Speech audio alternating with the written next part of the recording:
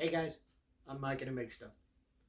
This week I decided to challenge myself again and kind of give you guys a little different video about router tables. Router tables and router lifts, these things are always wonderful to have, but they're always so expensive. So I decided to get out in the shop. I did a live stream in real time to build a router table with a router lift. And the most exotic things I used in the whole process was a hose clamp and a cabinet hinge. I figured I'd download that, kind of put it together, maybe build a foreshortened version of it so that you guys can follow along and make your own router table nice and easy. Hope you enjoy it. I fix them right up, and I'm making better. Oh. If you guys like what you're seeing, you like what I'm doing, then please do me a favor and think about hitting the subscribe button if you feel like I earned it. Hit the like button if you feel like the video is good. And if it wasn't, give me help. I'd love to hear it. Now the router that I'll be selecting for today's router table, I think is a good choice because it's a good entry-level beginner router. There's not a huge amount of investment in it. The Harbor Freight Trim Master 1/4-inch trim router. So the first thing we need to do is to attach this in some kind of way to a box or a sled that will act as our lift. I still have tons of this old laminate flooring material. Anything that you've got, if you're going to try to follow along, that's relatively slick and doesn't bind up, will be great, because this will be riding in a pair of tracks going up and down like so. Don't worry, we won't need to cut dados. We won't need to use the router itself for much of anything until we're actually ready to get it running as a router table. So the first thing I'm going to do is try to attach this in some kind of way right here. Now, if you're following along with the same kind of router, you'll notice we've got some stuff on the bottom. Normally, we'd just try to push from under here. But we've got a power switch. We've got a strain relief for the power cord under here. We're just not going to be able to do that. So we're going to have to work out something a little bit different. And I think the best bet is for me to use these two areas here to brace it nice and flat. Get it up toward the top here. We'll use our drill to make a couple of slots for our hose clamp, which I also got from Harbor Freight. The width of this is completely arbitrary. I just cut the tongue and grooves off the side. It really doesn't matter. If you want to put a standard measurement to it, or if you want to try to follow along, make some plans, whatever you want to do. Looks like it came out right at 7 inches flat. All right, so we want our hose clamp to grab our router and hold it to right here. So I'm just going to roughly eyeball myself a slot here.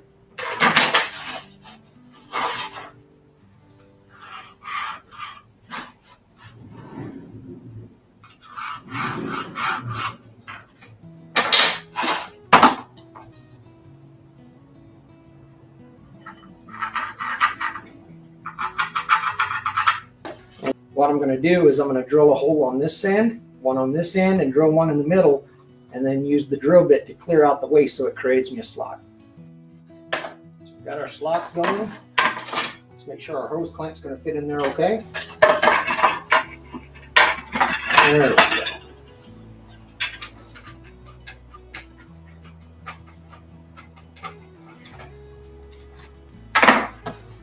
And I probably picked one of the most long-winded hose clamps I had. All right. We have our router. We have our sled. So now we need a method by which to push this up and down. And I think a little chuck of 2x4 would be just enough. There we go. So now we'll attach this like so. None of this really matters. You'll see why, because all of it's going to work based on very, very simple principles that don't require a whole lot of precision. That's why I think this would be great for newbies. You're not going to have to do a whole lot of measuring, a whole lot of calibrating. There's not a ton of accuracy that's going to be necessary.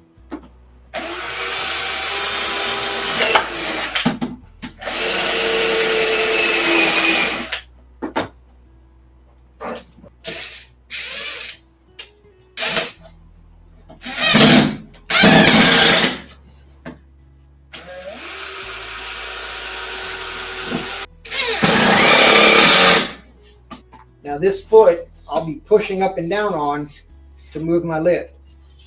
I also left myself a bit of this protruding on each side so that it will sink into the tracks that I make on each side of the carriage so that this will uniformly go up and down nice and easy.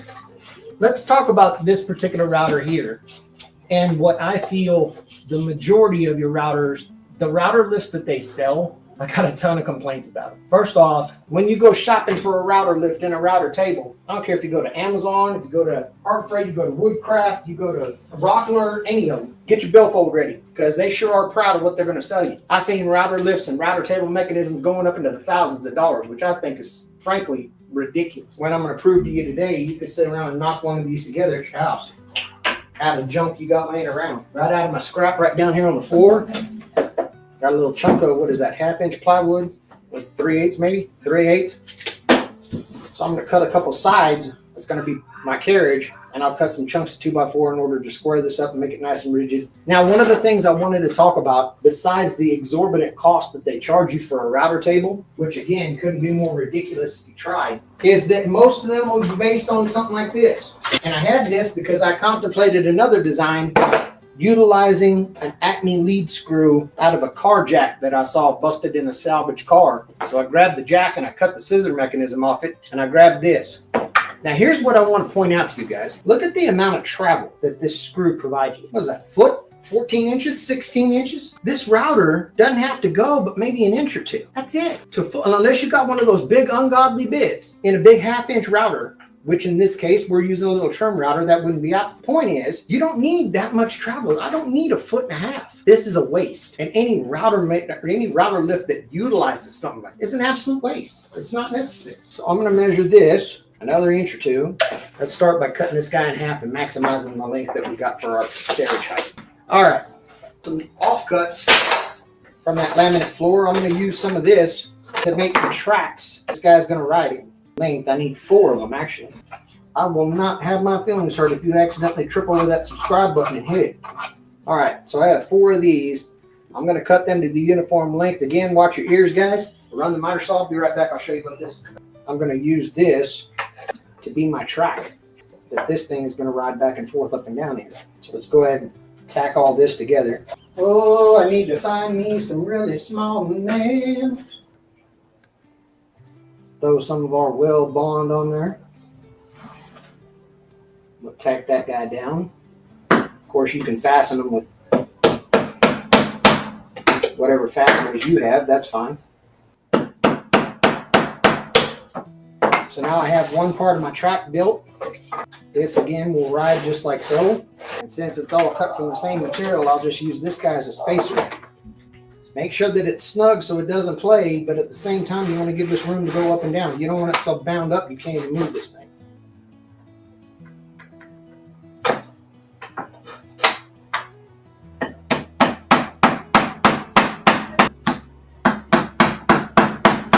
Beautiful. So that's what I ended up with. Here's the dado slot that I needed. I'll do the same thing on the opposite side. Again, I know that there's plenty of tools, plenty of...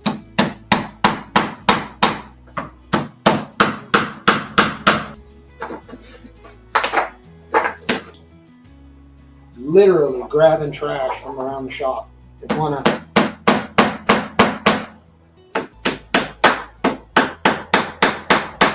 So what I've done now is I built the majority of my carriage. Okay, so now that we've got this far, we need to make sure that we can ascertain this and it doesn't do this number on us. Okay, we don't need this happening. So we're going to cut us a piece that squares this up in the back. The best place to measure it is right here where our dados are at, because this is the fulcrum where these guys are flexing. So no matter how these move, this measurement's pretty much going to stay the same. 8 inches when it's all said and done. So we'll cut an 8-inch piece of something, tack it to the back right here. Then we'll be squared up, ready for the next step. Hey, this will do. All right, all I'm going to do is I'm going to tack this sucker right on the back, just so we make sure to hold ourselves square. And then our router lift carriage will be just about complete. Break out that brad nailer, so I don't have to waste y'all's time with y'all about tacking nails. The orientation of how you fire this thing matters, whether it be this way or 90 degrees to the side. If you look at the end of your brad nails, they're cut with a bevel. That bevel will follow the path of least resistance, and depending on how you orient your brad nailer, that's what will determine if you get blowouts or not. I'm going to set this guy like so.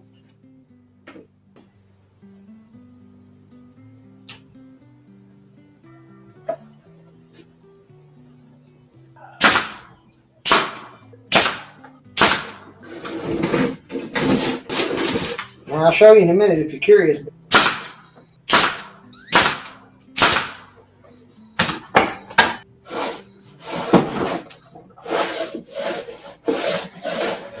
And there's our router lift. We still need to stabilize this front half, so I'm going to put a bar across here, and it really doesn't matter what it is. It gets a old 2x4, pallet wood, whatever.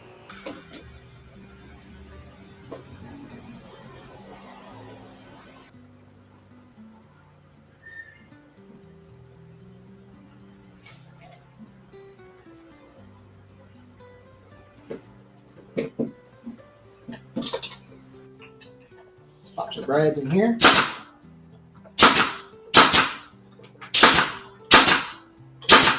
Give just a second, let me find a good lever, and I'll give y'all a sneak peek at how this thing's going to work. With a plunge router, it'd be even easier. You just push on the bottom of the router and call it a day. Another chunk of plywood scrap off the floor.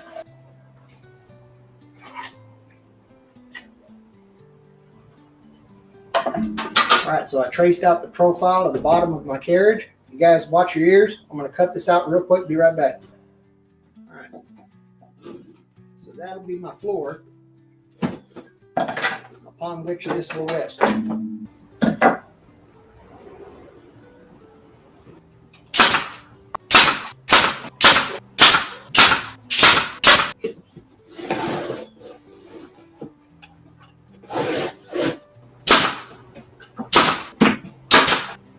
All right, so give ourselves a ledge here against the back. So we'll attach it with a hinge right there. Here.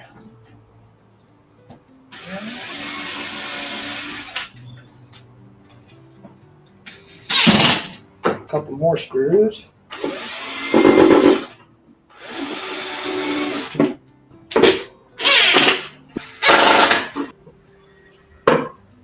we go. I left a little bit too much of a lip here, so that when I'm thinking about it, if this is going to go up into the router table, into the tabletop, this is going to crash before I can get this all the way up and out. So I'm going to reposition this a little further upwards so this is flush with this here.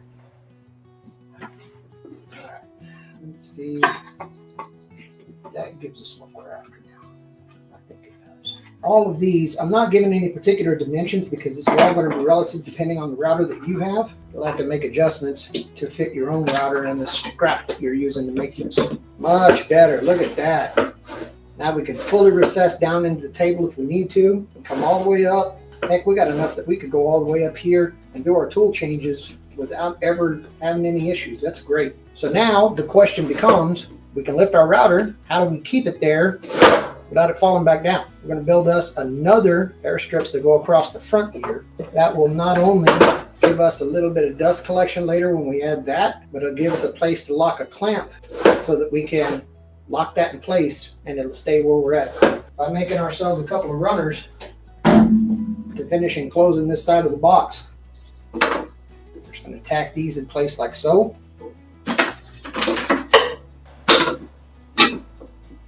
Yep, that looks good for my house.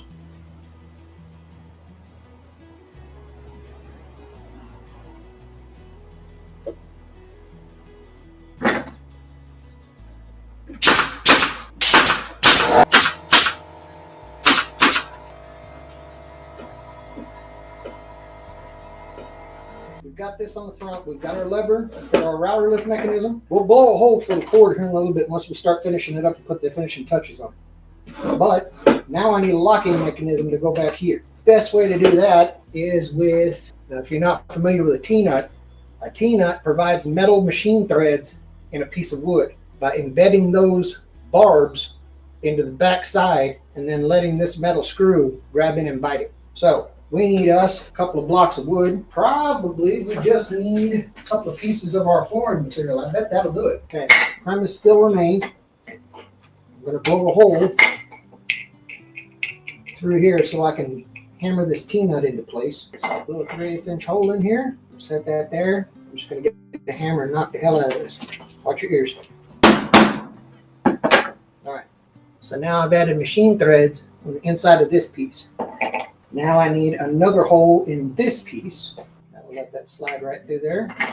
The idea, if this is working the way it does in my head, so now that guy sit right in here. You know, I could even move this router lift out of the way while I'm finishing this. So I'm going to set this guy right underneath my lever like so. Already there. Run this through the front. And I could get even more fancy with this or whatever, but I think you guys get the idea of what I'm doing. What I'm doing is I'm sandwiching those two pieces together to create a pinch point.